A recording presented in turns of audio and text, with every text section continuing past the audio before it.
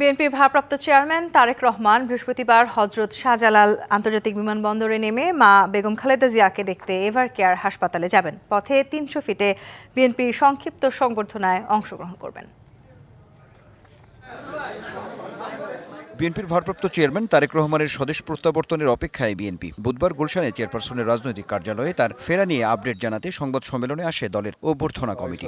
একটা ফিল্ড হাসপাতালও তারেক রহমানের ফেরার আগের নির্ধারিত সময় বহাল আছে উল্লেখ করে ঢাকার বিভিন্ন পয়েন্টে অভ্যর্থনা কেন্দ্র স্থাপন সহ বিস্তারিত তুলে ধরা হয় সংবাদ সম্মেলনে। 17 বছর ধরে অপেক্ষমান দেশের সকল প্রান্ত থেকে আসা লক্ষ লক্ষ জনতার রাজধানীমুখী জনস্রোত প্রশমনের সাধ্য আমাদের নেই।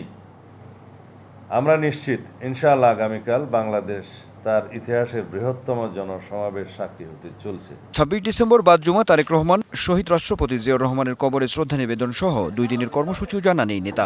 26 তারিখ শুক্রবার বাদ জুম্মা তিনি বাসভবন থেকে রওনা হয়ে প্রথমে শহীদ জিয়ার মাজার জিয়ারত করবেন এবং সেখান থেকে জাতীয় স্মৃতিসৌধে তিনি শ্রদ্ধা জ্ঞাপন করতে যাবেন। 27 তারিখে RICL TMX যুগের পর যুগ স্থাপনা থাকে মজবুত।